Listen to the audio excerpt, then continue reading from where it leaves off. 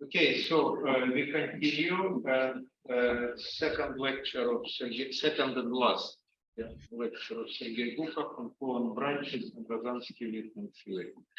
Please. So we're discussing this two subjects, so two lectures, two subjects is good enough. One is Coulomb branches. Very simply, these are nice colladions, nice because they're hydrogen. And the second is more mysterious, and that's what I'm trying to explain, and that's this Rozansky-Witten entire package. So not just invariants, not. So the flow of logic here is that somebody gives us a space, and this could be Hilbert scheme of points or one of these nice hydroheteral manifolds that we know about. And the idea is to construct this big package that I call Rozansky-Witten of mass. And it has many ingredients, and we're roughly halfway in discussing what kind of ingredients are there. So one point which is already on the board, and that's not going to be much of a doubt, is that the right category of coherent sheets, so included in this package is dB of x, which I abbreviate as just dB of x. And this classifies all kinds of lines. So if we are more simply minded, we can just take roughly the group of that, and then basically the homology or K theory of X will tell us immediately how many types of different lines, or more precisely topological line, are included in this Rozansky-Witten package. That's the middle. So what I was trying to explain toward the end of the last lecture was analogous statement about surfaces in this three-dimensional GPST, and the statement which is already on the board is that they're classified by autoequivalences of this derived category. And the way I was trying to get to this statement is via construction, which involves a fundamental group of the space of parameters, could be Taylor parameters, stability parameters. So let me try to repeat that argument one more time. So hopefully this repetition will help. If not, I probably will just move further forward, but you feel free to apply me during the break, and I'll explain it.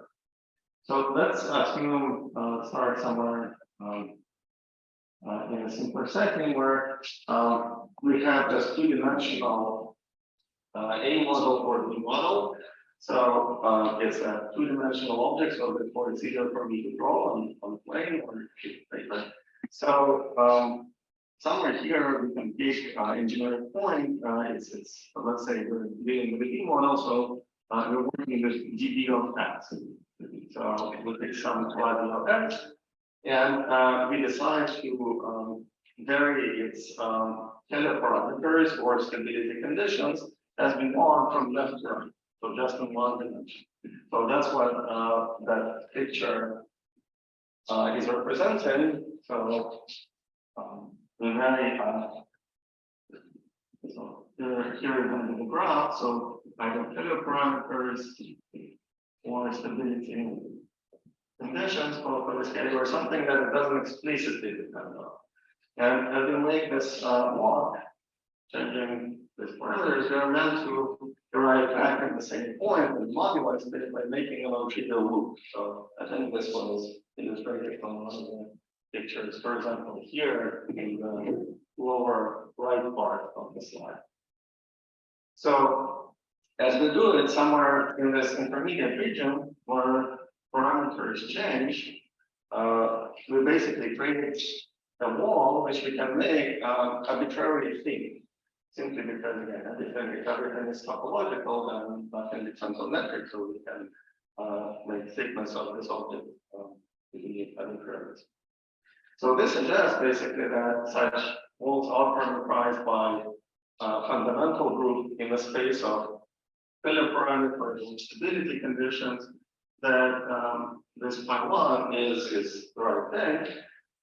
And again, I'm using here this pi1 just to imagine that the correct answer is a group of photoequivalents. Sometimes they're not the same, but this is a very good perspective, good philosophy, which here I'm also trying to explain at a very simple example of resolution of Canonical singularity, let's say of type A1. You can consider, of course, other Canonical singularities. That's interesting, and you'll get the right answer. You can do it on two different ways. You can, first of all, think about pi1 of spaces of the right suitable parameters, or you can just do calculations directly with spherical fists and other functors in a derived category, and the results will agree. So I apologize, I ran through this fairly quickly toward the end of last lecture. So here I'll probably also say reasonably fast, but I'll repeat again just in case if it helps. And again, feel free to approach me later after this lecture. I'll explain it further. So for simplicity, let's just focus on resolution of Canonical singularity A1. Yes. Teacher, in this particular example, what is this phrase? Yeah, so that's what I'll discuss next. So in this particular example, yeah, thanks for the question. And actually, even more generally, it's useful to embed this. So it's always there are going to be four sets of parameters because situation is hyperkähler, so complex and Kähler nicely align into four tuples of things. So for example, for T star CP1, there will be just four real parameters. But I want to here in this table classify and say first how they're broken into Kähler versus complex. So that depends on which complex structure which holomorphic symplectic form we use. So let me do it a little bit more. And moreover, what I want to say is that this problem naturally arises in a closely related but slightly more general context, which actually is useful. And I'll come back to Higgs bundles later on in a slightly different setting. But here I'm using the following picture that if you have moduli space of Higgs bundles, say unrunning one, and decide to add some permutation point. So let's work with S-inclusion bundles. So since we're decided to focus on A1, if it's a permutation point, then what's going to happen is that moduli space of Higgs bundles will gain a new factor, which will be fibering over unramified Higgs bundles, and that's going to be precisely the space we want to work with, exactly the resolution of this A1 Canonical singularity. So we can basically, what we gain by this interpretation is yet another gauge derivative or Higgs bundle interpretation of these parameters, and complex. But again, if you prefer, you will not use it, but it's actually quite useful. And from that perspective, it's quite clear what the parameters are. So these are maximal torus of the group. And if you work with A1, it will be just a circle, Cartan of S group. Then, so that's one of the parameters. Another will be the opposite of that. Again, if you work with A1, it will be just R, the real one. Then another copy of T and another copy of the torus. The only, it's not important for what I'm trying to say, but it's a Langlands rule torus. Everything divided by the Weil group. And that's basically where this parameters, four parameters lead for SL2 is. Each one is of real dimension, so 30. So now let's assume that we want to focus here on this derived category, which is relevant for D model. And let's say that we want to work with a D model on complex structure J. So I'll just put subscript J here to remind us that for concreteness, that's what we care about.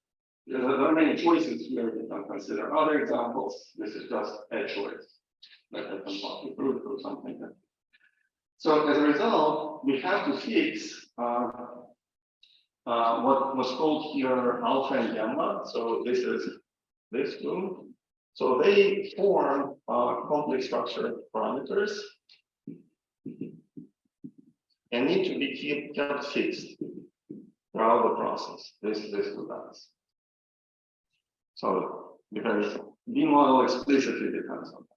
But what we can vary and what plays the role of data parameters in this complex structure getting more stability conditions, or we can use other language if we prefer, is either this or this. And now, my point here is that you can write the space, so therefore the space that appears here in blah, blah, blah, whose fundamental group we want to compute, is basically copy of the algebra and actual compact for us inside D, divided by usual while group, or equivalently, you can write products of this factor and this factor. So this is not equal, but these two are equal. So what I'm saying is that T times T divided by W, this is the same as 2 copies of T and the dual divided by a fine W. Simply because this is a semi-direct product of quotient by W and the letters, right? So as a result, if you want to remove the points which are fixed, then consider the regular part of this and take its fundamental group, it's going to be basically exactly the affine while group itself. So that's a quick way to say that affine while group. Oh, sorry. Yeah, sorry. Right, I'm speaking too fast. Right. So this argument will what I'm explaining is what we get here is a fine braid group. Sorry, I'm again mixing up things a little bit. So what we'll get here is a fine braid group if we focus on homology or K theory of the space. We'll be looking at the 3 factors and so that it will be fundamental group will be a fine while group because there will be 3 factors and singularities will be entire dimension. Again, sorry, I'm cutting too many points here. But here the answer will actually change to a fine braid group. And that's what we're doing, that in some sense you can rewrite in other ways that if you look at the right category of the current sheets, then what acts on this guy is applying braid group, the affine. But if you want to look at the level of K theory or homology, what acts is applying while group. Okay, and that definitely follows from here, but there is another step which I see. And you can rewrite this from a completely different perspective and in some sense more classical. You can just look at the Gauss-Meier interaction in the homology, or you can look at all the right symmetries and spherical functors, these functors in the right category. And in the case of T star CP1, that's now a geometric perspective on the same space that we're describing. So that's the same X, which is resolution of plane and singularity of one, CP1, CP2, result. So its moduli space of scalar parameters now again approach geometric is going to be a sphere. So here it was 2-dimensional and described in one way using kind of gauge theoretical language with a fine while group or braid group. But from pure geometry, you would also say that yes, it's 2-dimensional. And after looking a little bit more closely, you would discover that there are 3 special points in this moduli space which are removed. One is Northwodian limit. There is something called conical point, and I don't know what the name is for yet another one. But around each one, you generate various monodromies, so you basically want to take by one of this space. Now, monodromies are interesting and hard to compute, and you should talk to Paul and others how to do it in great detail, and it's a lot of work and it's interesting work. Around a large volume limited CZ. So you get this matrix, and this is maximum mean quantum monodromy, and that's easier compared to the other ones. The one at one of the interior quantum points in this moduli space is also relatively easy because it's of order 2. It's nice, and it suggests that there is some kind of different symmetry there. And then there is another one, which of course is a product of other. So here you get a description of this phi 1 in such a way that again, if you work through this algebra, you will realize that there are actually 2 monodromies which happen to be of order 2. And one of this it's very straightforward because it's on one diagonal, 1 minus 1, 1. The other one is maybe so this. But this is indeed a fine one group of type Cartan type A1 because it's basically a group generated by 2 elements, each one is of order 2. So that's a fact. And now what happens in derived category is one of these monodromies. So here I was working at the level of Chern classes. So that's why it's a statement about monodromies and the homology theory. But if I actually ask what happens in the derived category, so one of these monodromies will be of order 2, just like this, right? But the other one will become infinite order. So I'll have 2 generators, one of which is order 2, one of which is infinite order, and claim is that then generates a fine braid group. Yeah.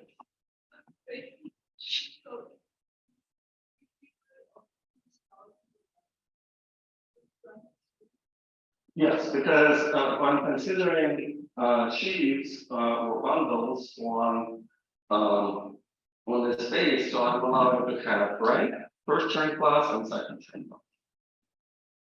But I'm allowed to have right. So that's why there are 3 numbers. That's why this is 3 by 3. Yeah. Huh? No, it's not Chern classes of T of X. It's not the Chern classes of tangent bundle, but these are Chern classes of bundles on. Yeah, exactly. Yeah. So and then there is right. There is C1, and C1 is 1-dimensional because H2 is 1-dimensional, and then of course C2. So that's what's sometimes called Mukai vector. In this case, Mukai vector will have 3 components. Basically, right? C1. So that's why all these matrices are 3 by 3. And these are again monodromies that were studied quite actively in the early 2000s.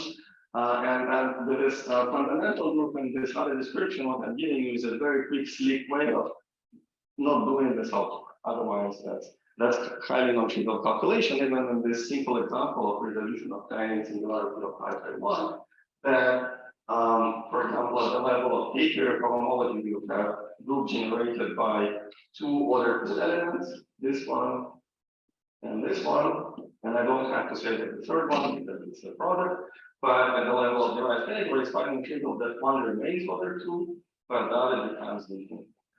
And this is precisely what would be a fine wild group and a fine braid group, respectively, of type A1. The story continues, and you can actually do this for all other time singularities. So, for example, the work of Searle, Seidel Thomas, Bridgeland, and others in early 2000s has realized many other types of braid groups. Not surprisingly, they are generated by spherical twists. And again, you can understand pretty much all of them using this slick trick of using fundamental group and the space of parameters, which are all stability conditions. And this object plane role in geometric representation theory, and basically you can say that from this perspective, a fine braid group categorifies a fine wild group. Because if a fine wild group acts at the level of homology or K-theory, then a fine braid group acts at that level of the derived category itself.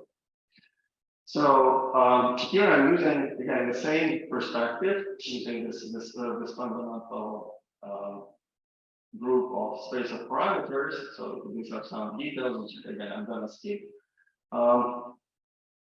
Yeah, and then this is probably as well. To give a description, to point out that in our context of this Rozansky-Witten theory, what it says is the autoequivalence or the same one is a symmetry of derived category of recurrent sheaves. And in each individual case, doesn't matter how you get it. For example, yesterday I remember you were talking about K3 and in related context I had questions to follow. So these groups are usually, groups of autoequivalences are usually quite interesting, quite hard to get. They sometimes are close cousins of braid groups. Again, when you have many not spherical objects, that's what typically happens. They do contain factors like Picard and so on, which are other scores of symmetries of derived category, and can be bigger and more exciting. So even in the case of K3, the story is fairly rich and interesting. And I guess the factors like Picard or even symmetry of X itself, which is something that I'm going to come back to. So here it's probably the most obvious and less interesting factor, but later on, this is something that will be useful. Anyway, so in this, yeah, I apologize that this was a bit too fast. All the slides will be shared and will be available for discussion. But one thing we learned is that in this classification of objects, and we're almost done, we now know how to label or describe lines. So the right objects here are dB of X itself, or at the level of Grothendieck group homology or K theory. And at the level of two-dimensional surfaces, this is a group of autoequivalences. Yeah.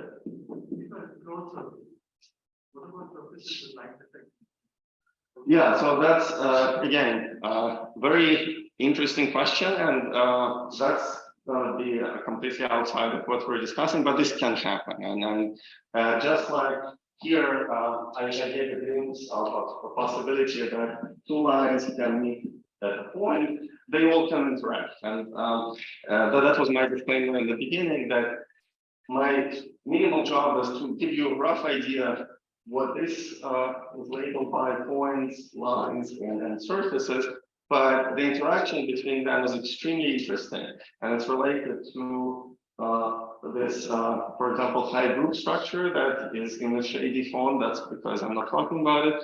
It's closely related to your question from yesterday about non-invertible ones, which are extremely interesting subjects and are present here, but I just don't have time to talk about. So, including, so yeah, that's exactly the question of whether there are surfaces that can end on lines and how this happens. So, amazing question. There is an answer, which unfortunately is non-trivial. So it means we should have spent more time on this, but I apologize. That's, yeah, we'll do some of this, we'll just say.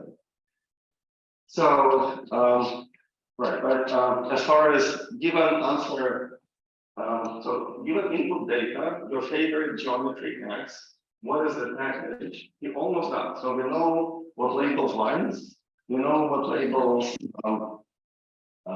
symmetries. For example, what is this K3? So in the case of K3, we know that there will be 24 kinds of lines, right? Because if I look at the level of again, Mukai vector, there are 24, I mean, the homology of K3 is 24 dimensional, or K theory of the Grothendieck group of the category. So there will be 24 types of lines. There will be lots of the surfaces, depending on what K3 you pick. And the only thing that so far I didn't really explain, but that's actually easier as well to look next, is what about points? How many of these guys? And so that's the next part. But any other questions before I move on? By 24 times, you mean the set of the 24? Yes, yes. 24 independent generators, and then each one can be taken with multiplicity, and that multiplicity is the set. You're talking exactly. So you say that you parameterize it and the tracks, you can still up the result.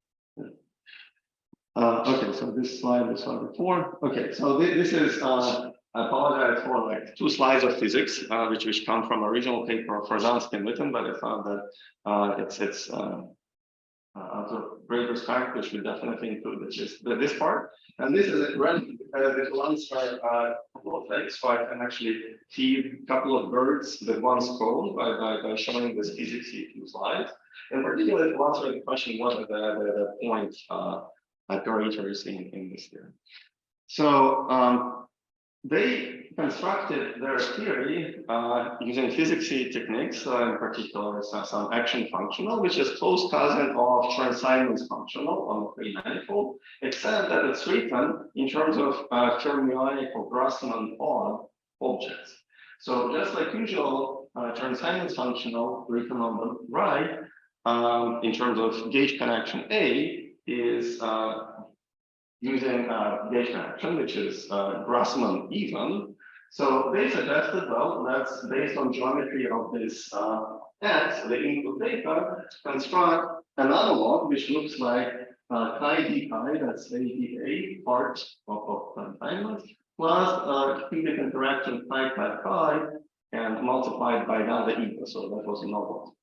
So both chi's and etas are Grassmann odd, so you can think of this very loosely speaking of this Rozansky-Witten theory as Grassmann odd version of Chern-Simons. So this actually has many important consequences. One is that if you want to, so first of all, maybe before I go into that, how is eta and chi related to geometry of power X? So here I write what this eta and chi are as differential forms on a free manifold, which is our unit space where we're working. That's what all those lines and surfaces be, and what these objects are on target space X. So on target space, these are basically holomorphic or anti-holomorphic forms of type 0, 1, 1, 0. And on free manifold, eta is a 0 form, and chi is a 1 form, very much like gauge connection. So gauge connection in Chern-Simons was a 1 form, so is eta. Oh, sorry, is chi. In that sense, there is a very close problem. But because now eta and chi are Grassmann odd, what happens is if you try to compute this integral or Feynman path integral, again, this is physics way of approaching this theory via saddle point approximation, you get expansion in terms of graphs. So these are the same graphs that can say we choose, for example, for the inverse of Vasiliev type invariance and so on and so forth. So we actually get this expansion with very specific order of the graph. And what this means, so you don't get infinite expansion, you get a very finite expansion or graphical calculus with some fixed number of either vertices or loops in this graph. And the dictionary in usual Chern-Simons expansion is that something that you find with n+1 loops involves 2n vertices, because all vertices are pi by n, so this is simple combinatorics. So the first line of that statement is easy. What's less critical is that from this kind of graphs, you get particular type of free manifold invariance. So far, I completely avoided the question, what does it compute in terms of free manifold invariance?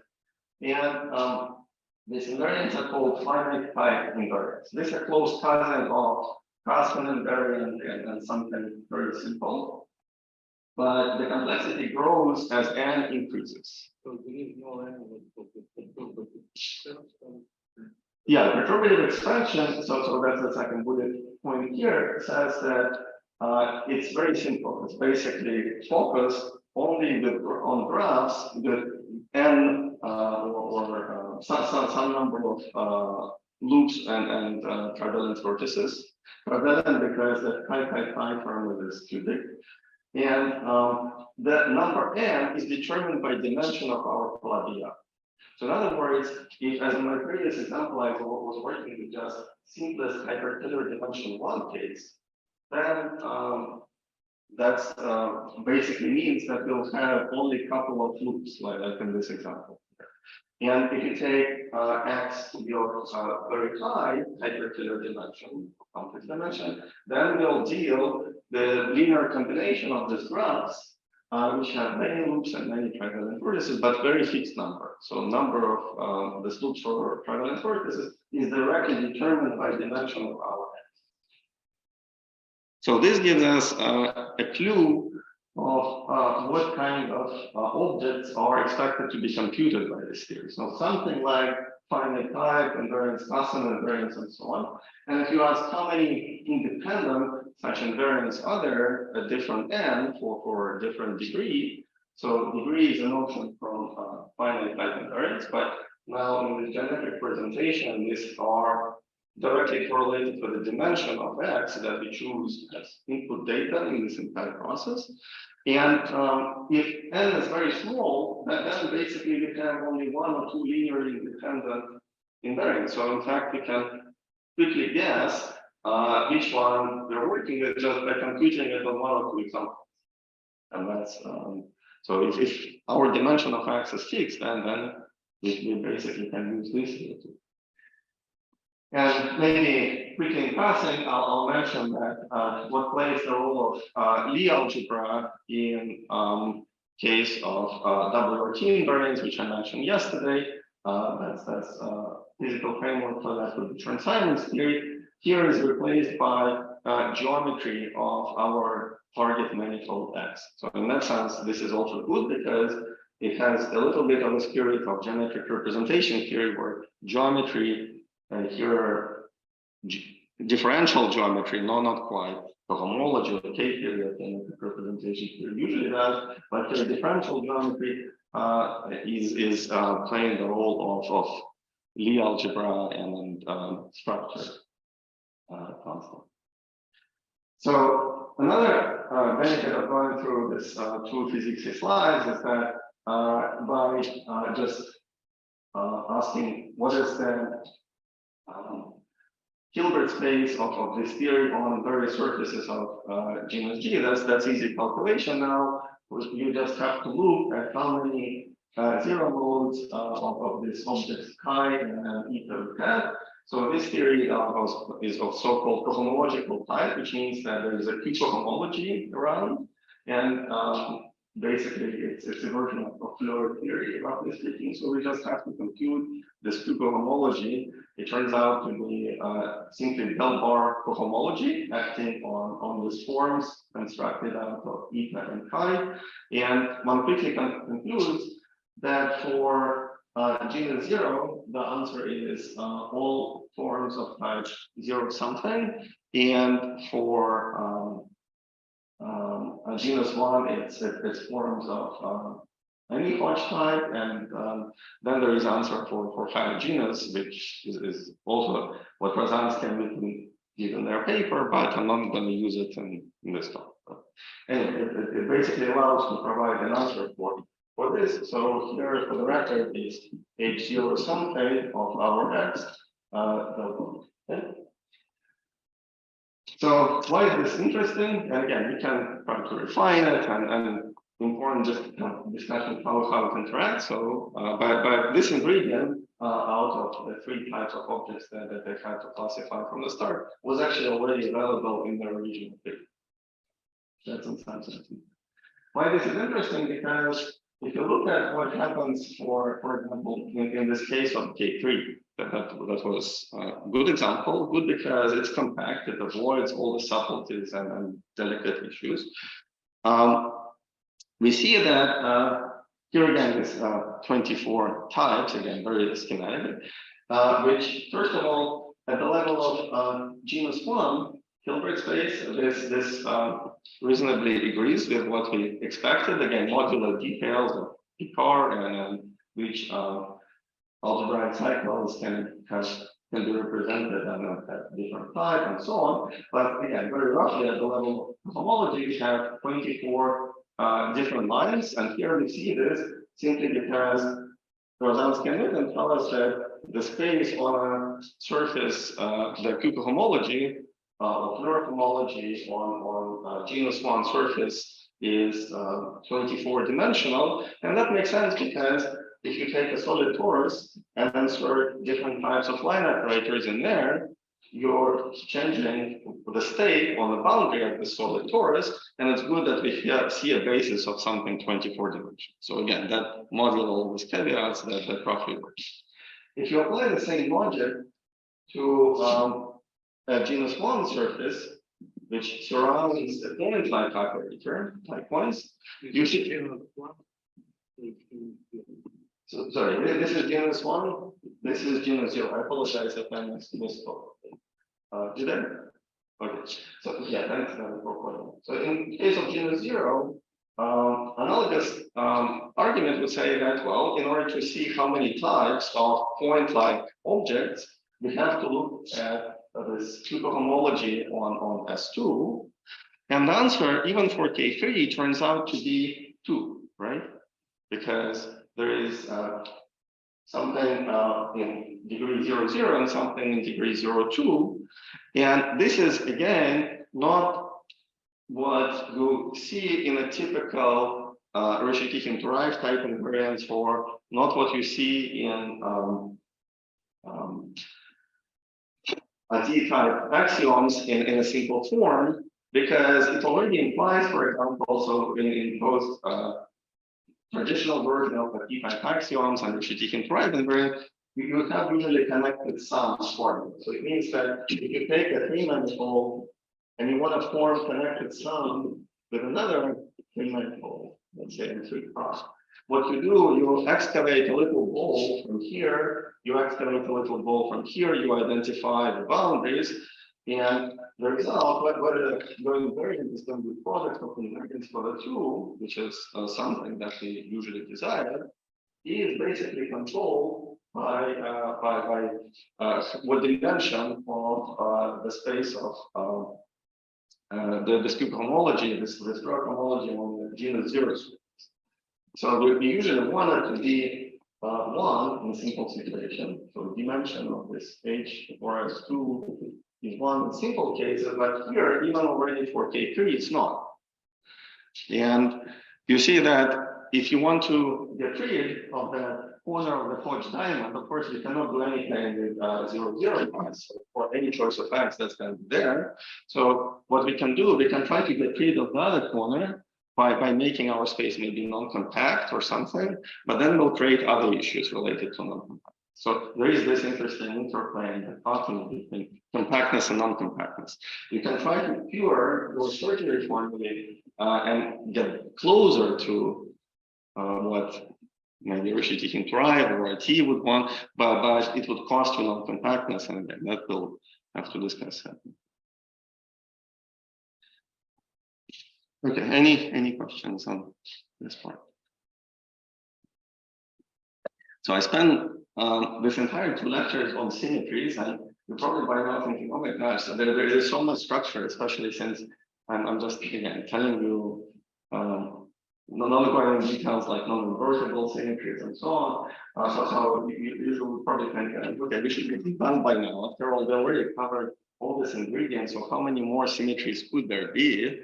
And unfortunately, we're not done. So there's a little bit more work, but now we'll start repeating or seeing same things we saw before in a slightly different language. So good news is that conceptually, we'll be basically seeing the same, what I call decorated TQFT structure again and again. But it will be showing us that it's important. So it will be basically coming out from many different perspectives, and so we'll see several other things related to the symmetries, but it will underline why I'm talking, why I devoted the entire 2 lectures just on symmetry. And one is the following. So I told you before that Coulomb branches are always non-compact. So that's a bad news. That's a bad news for trying to construct Rozansky-Witten theory. Basically, it means that many traditional theorems don't work, so we have to develop a lot of things from scratch, or just think how to modify. Here, by the way, we already see another issue. If X is non-compact, space of holomorphic functions on X will be part of our Hilbert space, and that's infinite dimensional if our X is non-compact. So that's already, yeah, that's immediately another issue that now after all this explanation.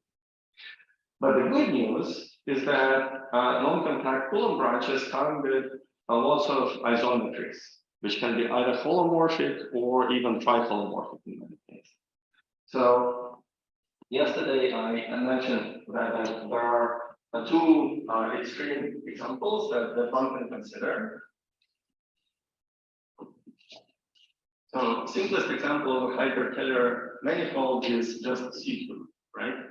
So it's non-compact, it's a perfect example for Coulomb branch, it's non-compact, but it's hyperkähler, just quite metrical too. So what we considered somewhat in detail is a resolution of timing singularity of type 1, C2, C1, that is star C1. And then I mentioned that if you want relation to quantum groups at linear Q and something very sophisticated, you can try to take X to be also roughly the tangent bundle, kind of like this. But CP1 is the simplest possible Grassmannian one can imagine. You can take the most complicated possible Grassmannian one can imagine. And you just find Grassmannian for some G, and that's very advanced example to keep in mind. So all of this, they have some symmetries, namely isometries. Now I'm talking about symmetries of target X itself. And they translate into structure, surprisingly, same kind of structure we saw before, but again, presented differently. Namely, if we see symmetry group G acting on some X, our first thought is let's go equivariant, right? So that's of course the right thought and natural thing to do. But because we're using this interplay between geometry of X and what happens on free manifolds with various lines and surfaces and so on, we have to ask what will the equivariant parameter for the symmetry? Suppose we have even just C star or some abelian symmetry group acting on C2, for example. What will it be? What will be the role of equivariant parameter in this Rozansky-Witten test? So it's very simple, but somewhat trivial calculation, which I'm going to speak. I'll just follow the answer to show that if your symmetry is just holomorphic with respect to complex structure on which you're working,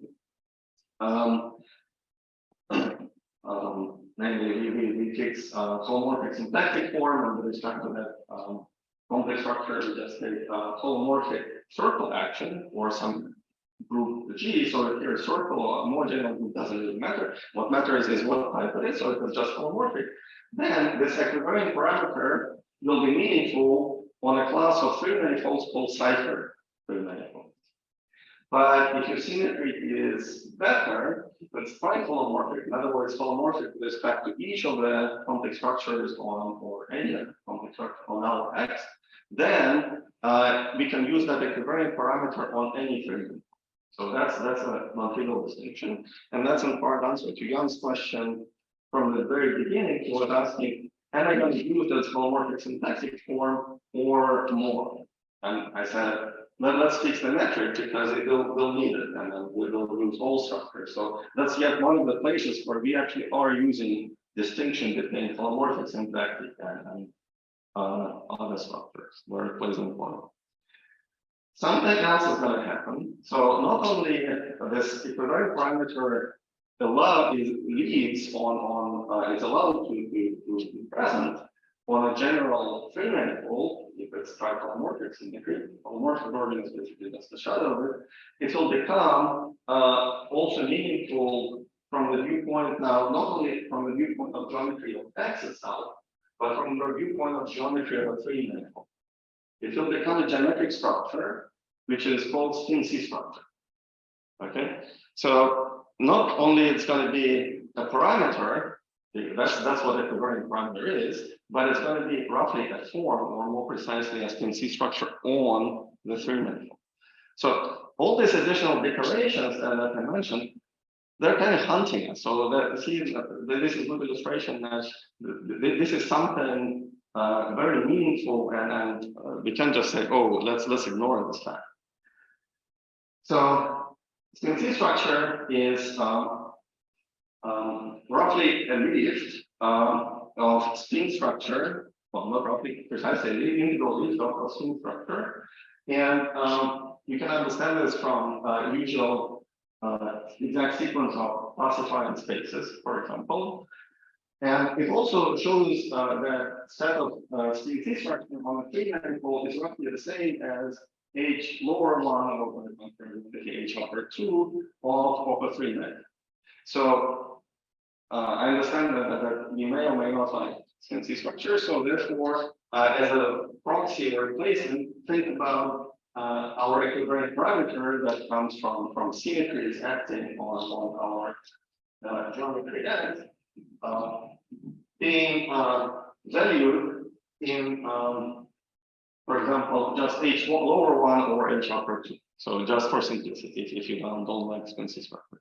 What I'm going to illustrate is that even this simplification makes things very interesting, even in that K3 example. So the fact that some of these spaces, such as connect sound formula didn't look right, and so on, it happens for a reason. And actually, it talks to properties like this. So I'm talking about now automorphism of X itself, which again, as isometry includes for Coulomb branches, all these things. So where I'm heading is, of course, I want to use something equivariant. Of course, I want to say that if we have axonal contact, such as C2 or in this other example, we can use fixed points with respect to various actions. And luckily, for Coulomb branches, they're usually plenty and they have for reason to reduce everything to fixed points. But I want to be careful because this reduction to fixed points using fixed point theorem in this context will have a very non-trivial meaning. In particular, it will result in things like our equivariant parameter will be associated to spin C structure. Okay. So this brings us to this non-trivial exercise. So early on in my career, I learned that each talk should have one theorem, one example of non-trivial calculation, and this one joke. I'm not sure I succeeded with any of my jokes. I showed you some theorems earlier on, so let's do a very simple calculation. Let's pretend that a spin C structure is just element of H lower one. So when we work with such PQFTs, we have to choose an element of cohomology, cohomology, if I'm not correct, we can go back and forth. The coefficients in G can be some abelian group, and I'll call this decorated structure. So I want to illustrate that cutting and gluing in this context, this is what PQFT does, is very subtle. So again, G abelian, let's choose our structure as element of H, say upper n plus one, and you can think of this as specifying n term on our manifold. So this is part of the notion of the derivative TPFT. You can use not just in 3 dimensions, but in any TPFT. Well, theory of George is not really developed, so we not only know what it is for abelian George, but that's what we all believe here. So that's good. So what I want to ask is what happens if now I start cutting and gluing these dimensional spaces. So what is? And my point will be that we're going to get in the next slide is by doing that, not only we'll see basically a restriction of this structure to the boundary, we try to cut and glue on the boundary, but contracting dual of G will naturally appear and will give additional grading or decoration on such boundaries when we try to start cutting the glue. And the way to do it, so that's a simple calculation, which I walk you through. So suppose, for example, we need just element of H upper one of a 3 manifold with some coefficients and some G.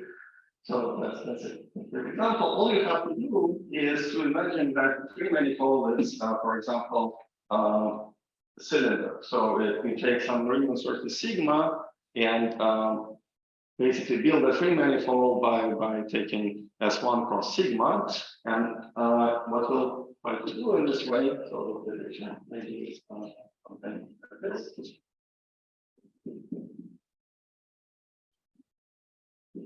So we can try to cut it along sigma in some place and ask, so we understand very well what the structure is. This additional decoration structure means on the entire manifold, but we can ask now, can I, what does it mean when we cut?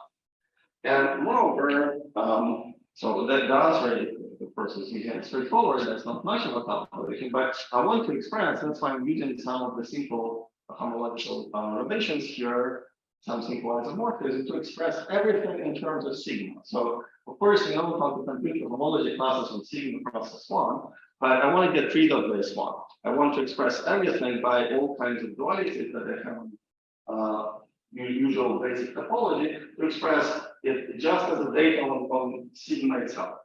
And what this simple one-line calculation in the middle here shows is that you can do it, but contracting dual naturally comes into play. And if you want, so we can restrict our structure from three-manifold to a surface. So that's the same decoration value here in this example in H upper one. But in addition, in order to take into account all this proper dueling and the fact that it could be something like S1 or more general, more trivial topology of the manifold that we're trying to build out of it, there will be also the Hilbert space will be also graded by the homology whose degree is shifted by one. So that's a general phenomenon. Again, if you go through this exercise, you can see that that's absolutely general. And what's more important here, and that's what I'm trying to stress, you'll see that contracting dual of G will naturally appear. So that's part of the structure of this decorated TQFT, which says that if you have symmetries of various kinds, and particularly you have this underlying flat germ labeling your like present as an additional structure, cutting and gluing that in consistent ways is quite delicate. And that's what we found from using equivariant localization, that's where we're heading, on our X. So we learned that this behaves as a geometric structure, and all I'm trying to say is that cutting and gluing the geometric structure is rather subtle and different. So yeah, that's example more relevant to the spin C structures, because this is H upper 2 with Z coefficients. Again, contracting dual of Z would be U1 and so on. So, okay, this is good. And unlikely this kind of structures now have been showing up in various domains. For example, in the structure, in the works that involve Hilbert homology and its variants, spin C structures appear all over. So people had to face the questions of how to cut and glue them. And of course, they, one way or the other, they faced what we just saw a moment ago. So that goes under the names of Boyer, sutures, and other homologies. So to arrive, after he finished work on a theorem which I presented yesterday, in the 90s, he actually devoted a large part of his work to generalizations, which is closely related. Basically, he tried to ask what happens if I have additional structure, this flat germ, as additional data, not necessarily geometric. So that's why it's abstract symmetry G or germ valued in some abelian proofs. And he introduced the notion of this G-cross modules or G-cross entities. So as a generalization of theorem that I shared with you yesterday. And there are various other developments which are now basically converging, and that's what we expect to do with this group of recurrent structures. Again, I'm not going to go into much detail, but I want to point out that, remember, yesterday I asked the question, what would be the analog of braiding or conditioning homological equations or closely related in this context of Rozansky-Witten theorem? And now we see that the following ingredient plays a crucial role. Not just we want to braid our lines, but because everything carries this additional decoration or additional structure, what happens is that lines now are also decorated. For example, in this context of G-cross modules, there will be our whole category is basically braided by elements of G, or a better way to think about it, by conjugate DC classes of this abelian group. And when we perform braiding, they multiply and the structure behaves, it has life of its own. And there is no way to ignore this point if you're trying to ask what is the braiding or what is the analog of Kniznik's homological. So I want to, in the remaining 2 minutes, we started 2 minutes late, so I'll use just 2 more slides. I want to give you an answer how to do computations in this Rozansky-Witten theory with targets which are Coulomb branches. These are non-compact hyperpellar spaces. And again, in the past 15 minutes, you probably saw where I'm going with this. They're non-compact Coulomb branches, but they always come with symmetries. So they always come with some action of group G, which may be either polymorphic action or hyperpolymorphic action. Typically, in all examples that I'm saying, there is enough symmetry to completely localize everything to the components of the fixed point set, which is compact.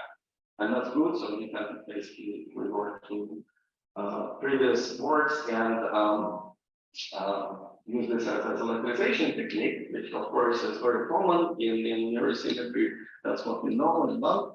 But there is a caveat that this symmetry or this localization of fixed point type theorems will actually have non-trivial lock. It's not just like converting parameters, this will be geometric structures. So that's an interesting ingredient.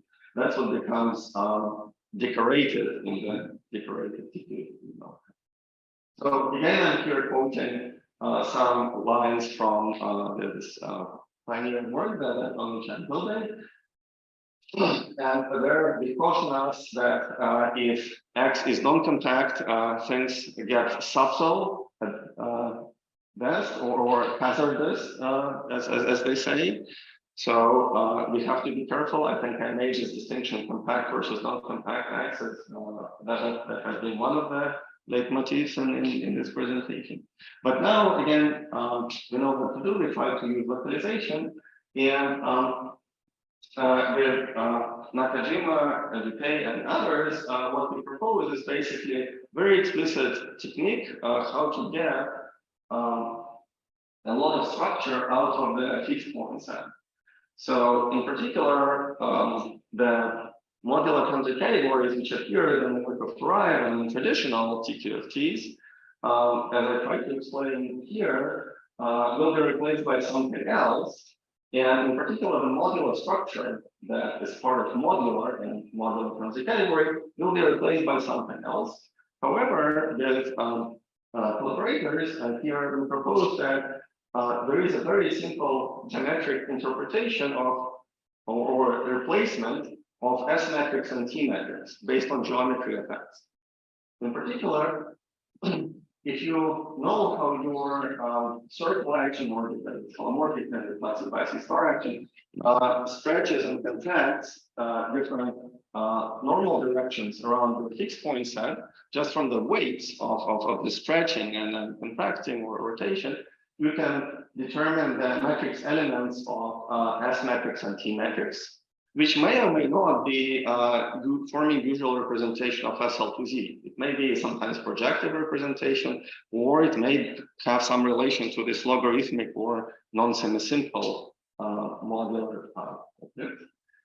But in some cases, it is as simple as you can get. For instance, one can take this moduli space of peak bundles, which I used as whole family as an example of some non-compact hyperclear manifold, which is not flat and nice and interesting.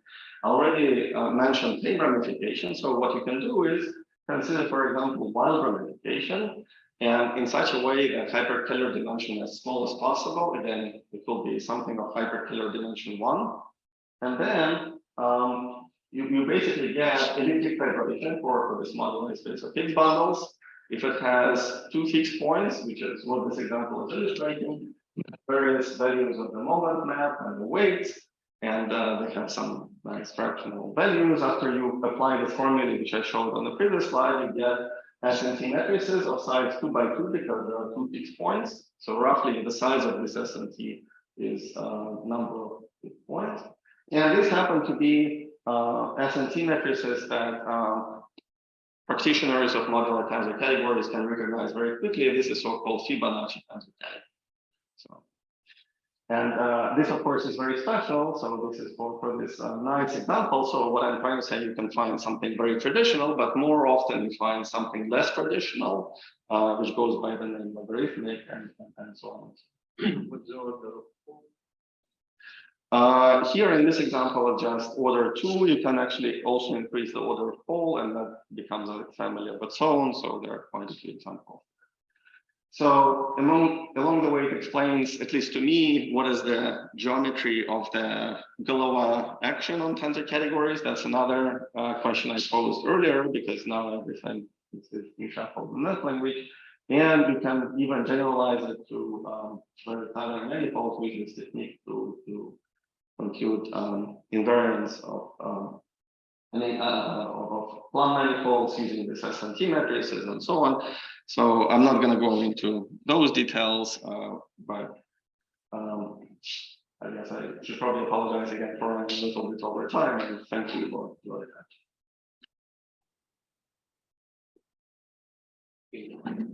But I think Sergei is one of the